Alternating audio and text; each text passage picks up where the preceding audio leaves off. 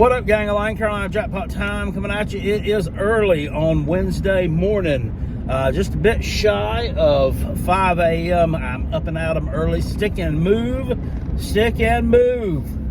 Hope you all are having a great holiday season or starting your holiday season. Hopefully you got all your Christmas shopping out of the way and you're not a last minute procrastinator such as Carolina Jackpot.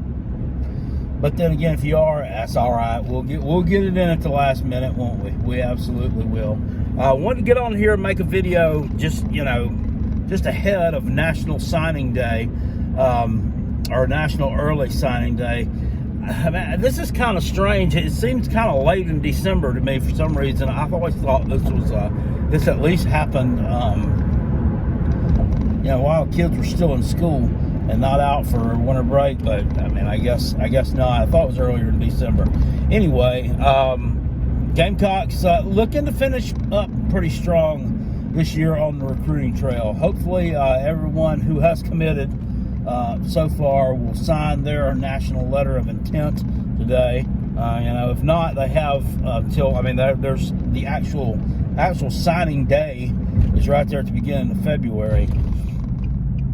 But early signing day is pretty much signing day now, so that's kind of one of the nuances of new college football. At any rate, some big news around Gamecock land. First of all, before I even talk about Gamecock stuff, if you follow Carolina Jackpot on Twitter, and you should, because all the new Carolina Jackpot videos are the ones that I deem worthy of being shared on there, or shared on Twitter, and I'll share my insights. I banter back and forth sometimes, mostly with Clemson fans, usually ones which I own, and school them, and then they just kind of tap out of the argument a little bit, or Tennessee people. I've gotten into some of those folks as well, but you'll get some good information over there.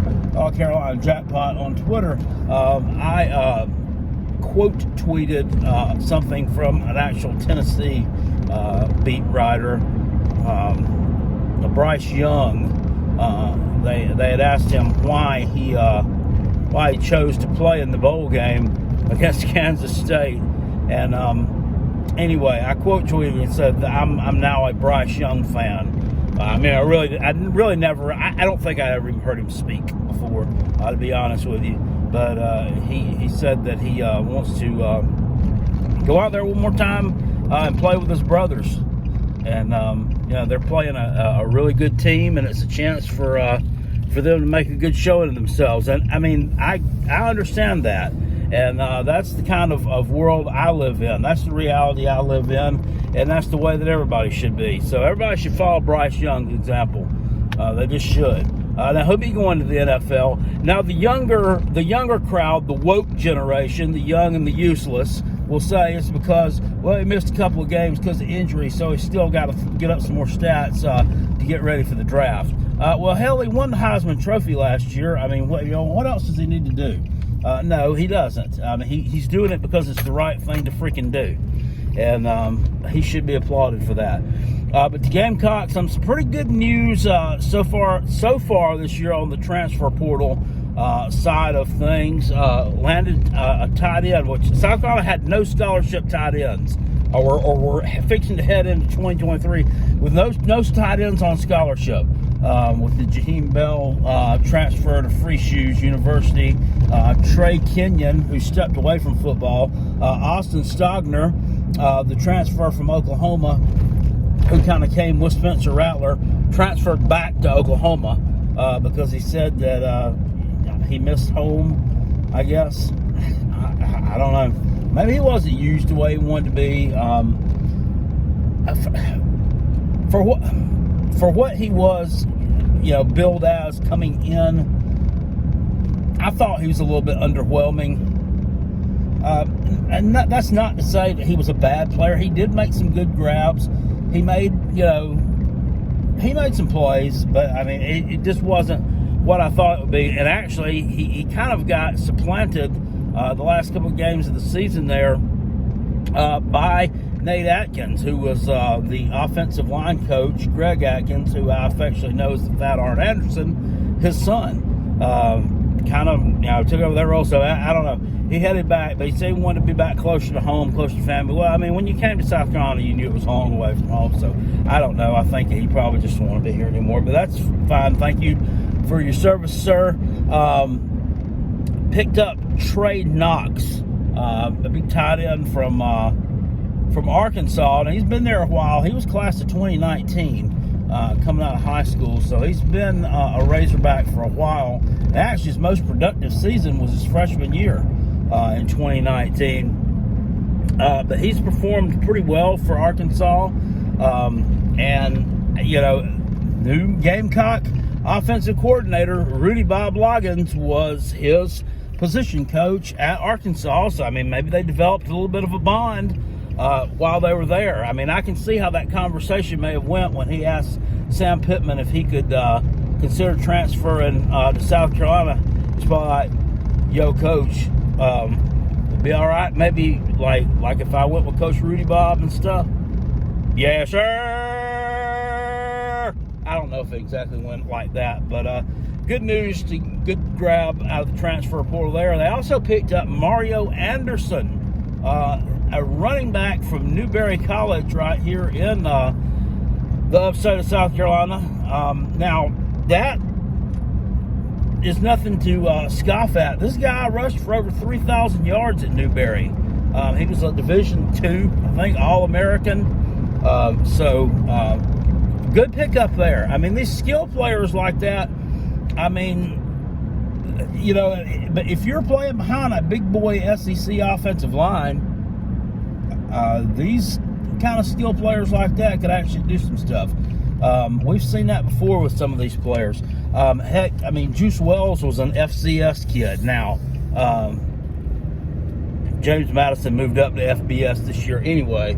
But, I mean, still, you can get something out of these smaller schools. I believe it was Mizzou has a running back out of Division II that has absolutely pounded the rock this year. Junior college defensive tackle, number one rated JUCO defensive tackle, committed to South Carolina. That would be Elijah Davis, who was actually from South Carolina. And also, just looking at this other news here too, there's just a lot going on, man. A lot of moving parts. Four-star offensive tackle from out of Maryland, Oluwaseun Babalade, who goes by the nickname Big Tree, decommitted from South Carolina the other day, and then he committed back to the Gamecocks yesterday, which is a big deal. I mean, and it's a good thing. This is a position in need for South Carolina, and it's a good thing that his nickname was Big Tree, wasn't it? Good night. Could you imagine that? His mama calling him in from playing Elder Wasati. It's time for dinner. No, it's Big Tree. Get off the Xbox. But 6'5", 315 pounds, and certainly a position in need for the Gamecocks there, along with another four-star offensive lineman recruit that's been committed for some time, plus the number one recruit in the class for South Carolina anyway, Marquis Anderson, the offensive lineman out of Norman, high school in Spartanburg, South Kakalaki. Shaping up to be a pretty good unit. Maybe not next year, maybe in a couple of years. Now, this makes me think that the Fat Arn Anderson is going to be retained as the offensive line coach at South Carolina. Obviously, that unit has struggled the past couple of years. Hadn't looked real good at times. There's a lot of guys there. A lot of guys leaving. Dylan Wanham's the kid that's going to go take his talents in the NFL. A couple other ones graduating out of eligibility and whatnot. Hopefully these young guys. We'll see. We'll see with Greg Atkins. Is it really him? Is he the issue, or is it? Was it just a lack of talent? And that's probably something you don't want to hear, that was a lack of talent, because I've been one on here to get on here and champion the fact that this same group paved the way for Kevin Harris to rush for over 1,000 yards back during the COVID year. and that's starting to look like, maybe it was just dumb luck.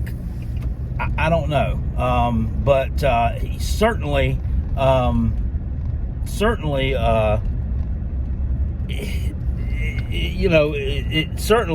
that unit has not performed up to the standards of what you would think that they'd be continuing to do after such a performance in 2020. Didn't really follow it up, in other words.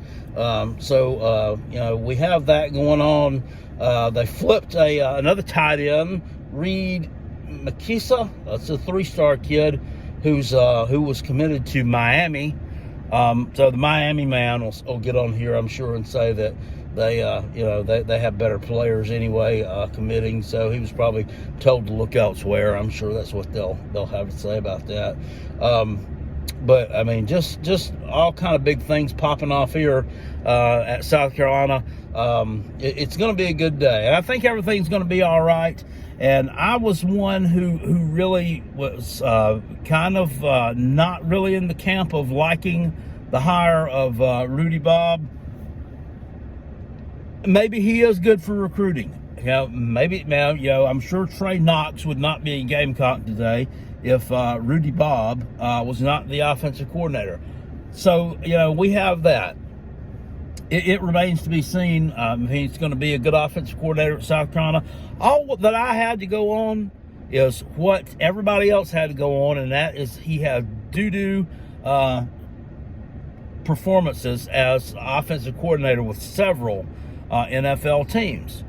And I have also told everyone on here that I will be glad to eat my words. I'll be glad to eat crow if he turns out to be a really good offensive coordinator and the Gamecock offense makes significant strides under him. I just will. I'm not the type of person that's not going to tell you I was wrong about something. I mean, I told you that I felt I was wrong about the Shane Beamer hire. 2 years ago, almost 2 years ago, a little bit more than 2 years ago to the day, I was, kind of perturbed that he was the choice for head coach. I was wanting Billy Napier.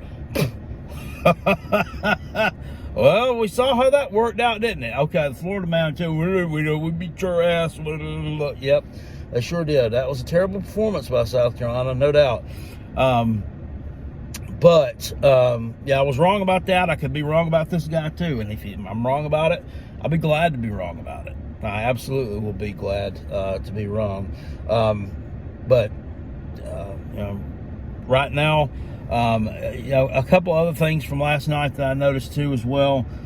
You had tight end coach Justin Stepp tweeting out I can't stand these vague ass tweets these people will send out these vague ass tweets just to get people talking, get people stirred up, the kind of stuff. He just sends out a vague tweet, rolling it back. So everybody's wondering, well, what's that, coach? What's that? And everybody, believes that it means Spencer Rattler's coming back for one more year. Well, okay, that I would think obviously that by this point, if he was not coming back, he would have said something.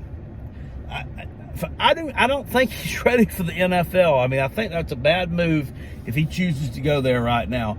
I mean, he's had a decent last couple of games. Of course, the Tennessee game was off the charts. His highest quarterback rating of the year. 6 touchdown passes. You couldn't have asked him to have played any better in that game. Everybody say, well, look at what he did against Clemson. Yes, he did. He threw for 360 yards against the Taters, 25 of 37, 2 touchdowns, also 2 pretty bad interceptions.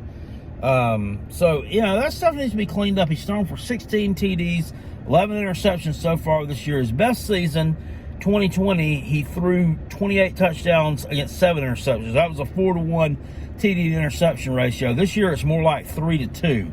And that's really only bolstered by the Tennessee game. So he probably needs to consider staying at South Carolina, definitely, and upping his game just a little bit, getting it cleaned up, and then heading for the draft in 2024. That's just Carolina Jackpot's opinion. Also, something about Marshawn Lloyd was on there. He had it said something about, just doing something, working hard toward something. I'm not exactly sure what it was about, but you had some Gamecock fans getting on there. We love you. We love you. You need to come back home. You need to come back home, and you need to join the ranks of George Rogers and Marcus Lattimore and Mike Davis and whoever else, Brandon Bennett. Marshawn Lloyd was not any of these guys, okay? I'm sorry. To me, he was best back in the state when he was healthy. But thing is, he was rarely healthy. And that was just, it was kind of an unfortunate thing. He was kind of dealt a bad hand there. But I don't know. He's not, people getting on there and championing for him to come back, or I don't know. That's just a little bit silly. It's time for the program needs to move forward. Need to move on forward from that. If he's worried about the decision that he made, well, you know what? You done went and made it, dude. I mean, you've already went and made the decision. To me, if you had to wonder about whether or not you needed to transfer from South Carolina or not, then you've already decided that you needed to transfer. That's just the way that Carolina Jackpot looks at it. So I wish him well. Wherever he goes, I'm sure he'll be able to make some impact with someone. But we need to move forward from that as a program. So hey, good stuff going on in Columbia. Live show tonight at 9 p.m. The Robin Kell Show. Of course, we got the Callaway's College Football Bowl contest going on right now. If you're in that, please check on the standings, see how you're doing so far. Carolina Jackpot's not doing too badly. I think I've got about 6 picks correct out of about 10. So, hey, not too bad. Anyway, I will get off here now, guys. I'll see you all later. Appreciate it. Peace, and I'm out. Go Gamecocks. Go Coach Beamer. Hit the thumbs up button on the video if you enjoyed the content over here, and consider subscribing to the Carolina Jackpot channel. We do these type videos all the time, and we just recently passed 11,000 subscribers here on the channel, and would love to hit 12,000 or 15,000 or 20,000. So it's up to you. Just keep spreading the word, share the videos around, and I'll see you guys later. Appreciate it. Peace, and I'm out of here. Go Gamecocks. Woo!